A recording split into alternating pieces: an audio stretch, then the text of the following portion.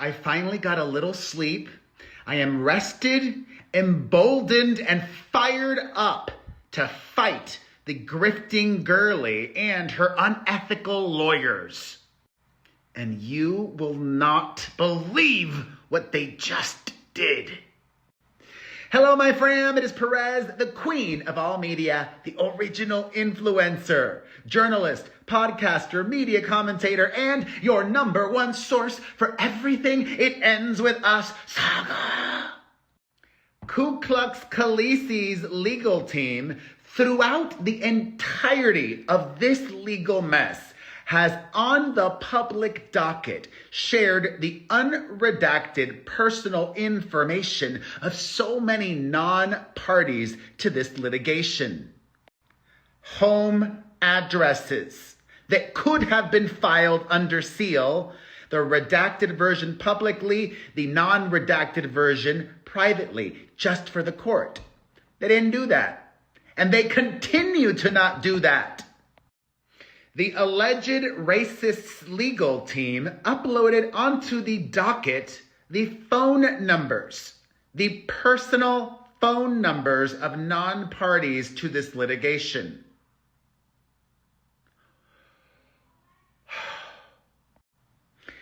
And I'm doing something about it.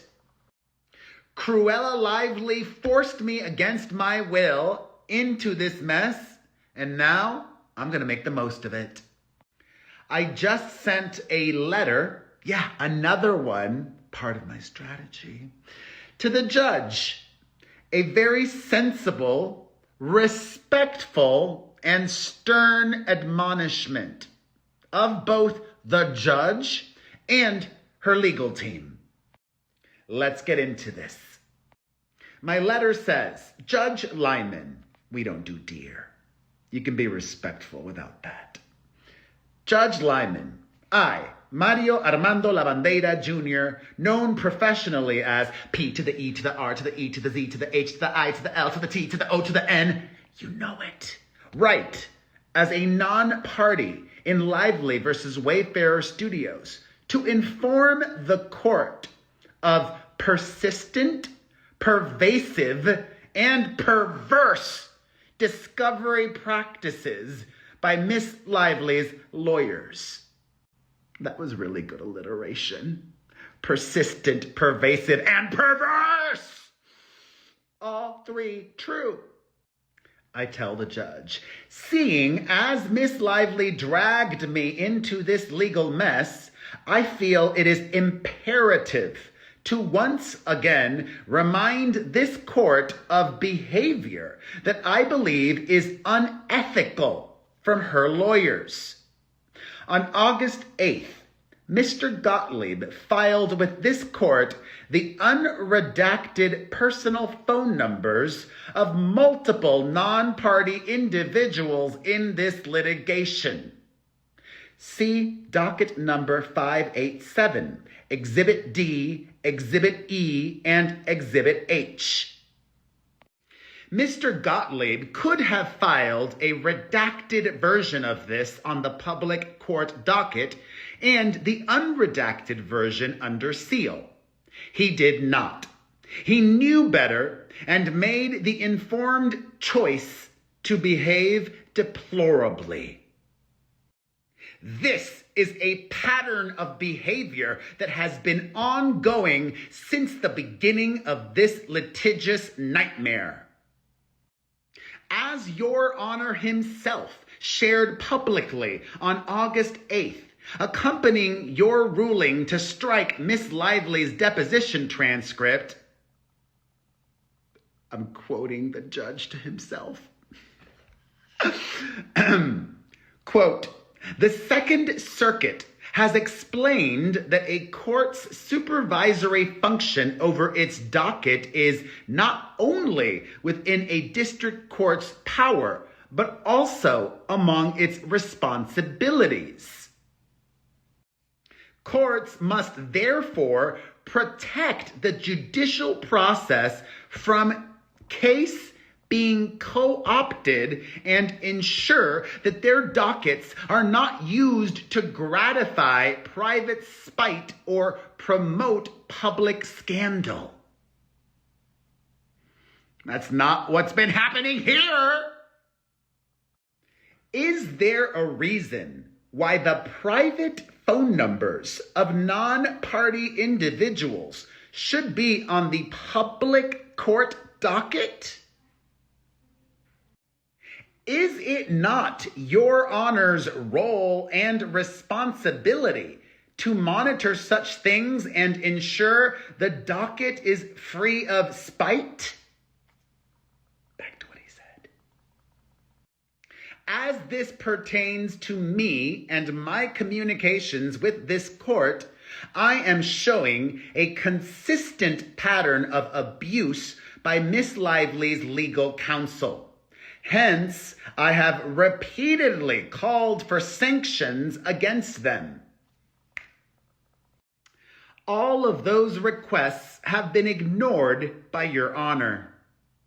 Last week, this court admonished Mr. Baldoni's counsel for attaching Miss Lively's deposition transcript in full. Yet Your Honor allowed her attorneys to use this court's docket as a means to promote public scandal, quoting him again, when Miss Lively's lawyers dumped over 400 pages of unrelated and irrelevant legal documents pertaining to actor Vin Diesel. See docket number 402, Exhibit B. And this is why monitoring this case daily pays off. I remember, not everything. There's been so much that has happened since January.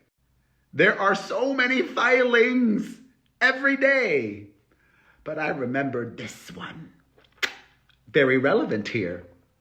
So, I tell the judge, for the reasons stated above and in my letter sent to you earlier today, I move this court to impose the strongest sanctions on Mr. Gottlieb, Miss Hudson, and all of Blake Lively's lawyers.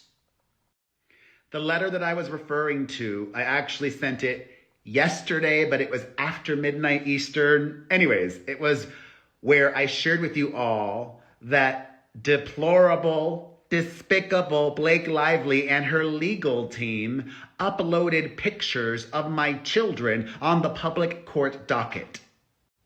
How would she have felt if those were her kids? So in that letter, I asked for sanctions, and in this letter, I gave more receipts, proof, timeline why sanctions against her attorneys are needed. I tell the judge, remind him,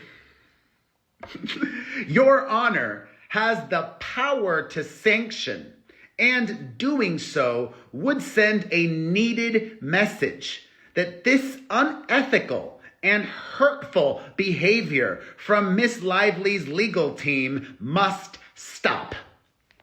It is not only wrong, but this pattern of abuse by Miss Lively's attorneys exposes non-parties in this litigation to potential harassment, abuse, and legitimate safety concerns.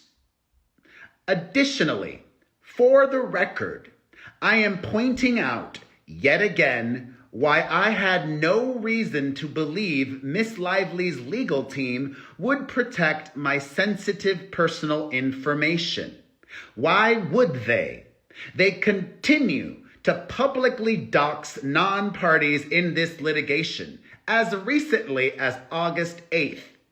And Your Honor is allowing this unchecked. Respectfully submitted, Mario Armando Lavandeira, Jr. Y'all, I think I found my new calling. I don't really want to go to law school, but being a legal advocate in the ways that I can, I am so down for this.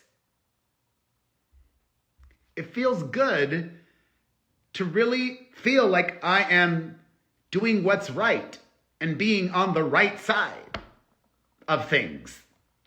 You know what I mean. I'm not on the right. I'm not on the left. I'm in the middle. I'm team truth. Team sensible. Craziness. Crazy. What a month August has already started out to be.